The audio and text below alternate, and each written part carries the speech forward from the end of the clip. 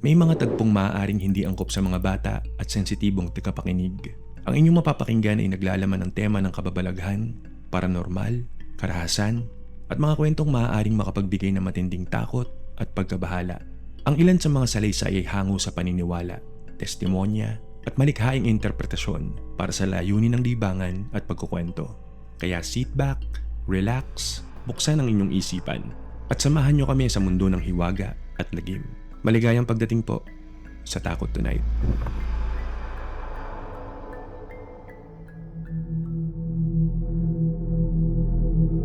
Ang kwentong ito ay nangyari sa isang lumang apartment building sa Santa Mesa, Manila. Hindi ito yung bagong condominium na may modern security system. Ito yung tipikal na 4 na palapag na apartment na gawa pa ng late 90s. Makikitid ang hallway, simentado ang hagdan, at may mga ilaw na minsan kumukurap pa. Hindi ko nasasabihin ang pangalan ng building. Pero ang kwento ay galing mismo sa security guard na naka-duty doon. Itago na lang natin siya sa pangalang Kuya Romel. Night shift si Kuya Romel. 10 p.m. hanggang 6 a.m. ang duty niya. Tahimik ang trabaho. Madalas, nakaupo lang siya sa maliit na guard desk malapit sa entrance habang nakatutok sa monitor ng CCTV. May 7 kamera sa buong building. 2 sa labas, 1 sa lobby, at 4 sa mga hallway ng bawat floor. Sanay na si Kuya Romel sa routine. May ilang tenant na late umuuwi galing trabaho, may mga estudyante rin galing review center. Pero pagdating ng alas 12 ng madaling araw, halos wala nang gumagalaw sa building. Kaya nung isang gabi, may napansin siyang kakaiba. Bandang 12:47 a.m., sa monitor ng camera 4, ang hallway ng 3rd floor. May babaeng dumaan. Hindi naman agad nagtaka si Kuya Romel. Normal lang naman yun. Pero napansin niya ang isang bagay. Mabagal maglakad yung babae. Parang hindi nagmamadali. Mahaba ang buhok, nakasuot ng parang puting damit na hanggang tuhod, at nakayuko lang habang naglalakad sa hallway. Mula sa isang dulo, papunta sa hagdanan. Pagdating sa hagdan, nawala na siya sa frame. Tenant siguro. Bulong ni Kuya Romel. Hindi na niya pinansin. Kinabukasan, halos pareho ang nangyari. 12:50 a.m. May dumaan ulit sa camera 4, yung babae.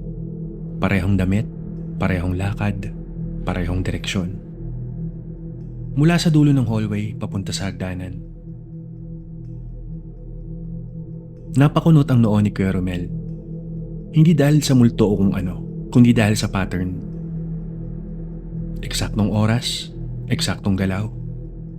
At parang walang ibang ginagawa yung babae kundi maglakad lang sa hallway.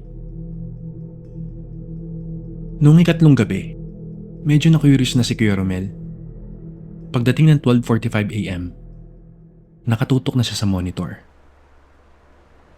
Tahimik ang guard area. Naririnig lang ang tunog ng electric fan at minsan ang busina ng mga jeep sa labas. 12:48 a.m. Lumabas ulit ang babae. Mula sa kaliwang bahagi ng hallway, mabagal, nakayuko, hindi tumitingin sa camera.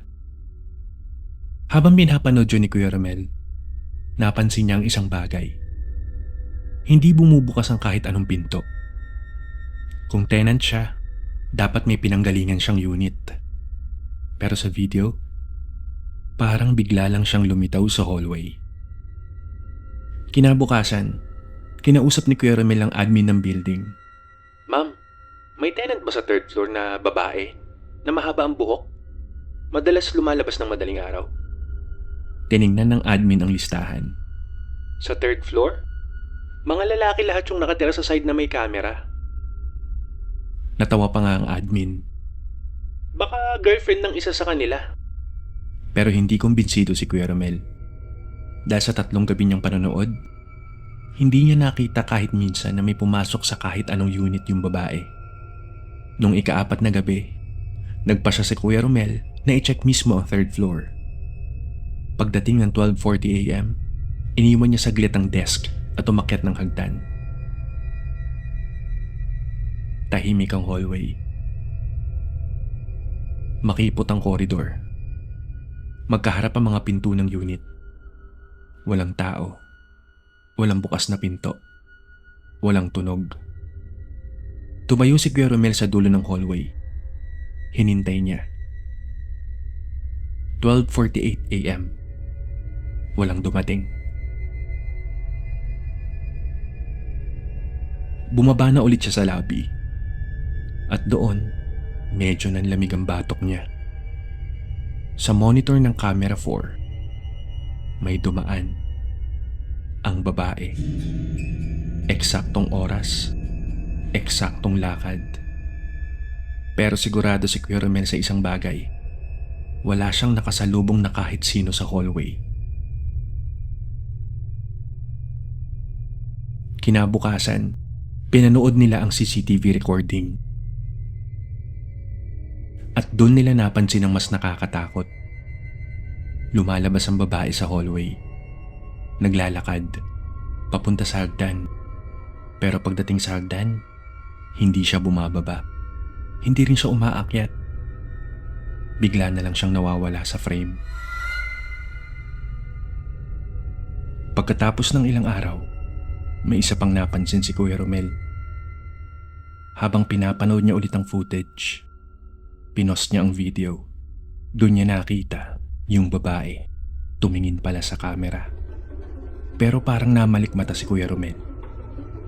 Dahil tumingin ang babae sa nakakakilabot na paraan. Habang nakatalikod ang babae, bigla itong tumingala na animoy humaba ang leeg at pumihit ang muka hanggang makaabot sa likod nito. At doon niya nakita ng malinaw ang mukha ng babae na nakabaliktad ang ulo habang nakatingin sa camera.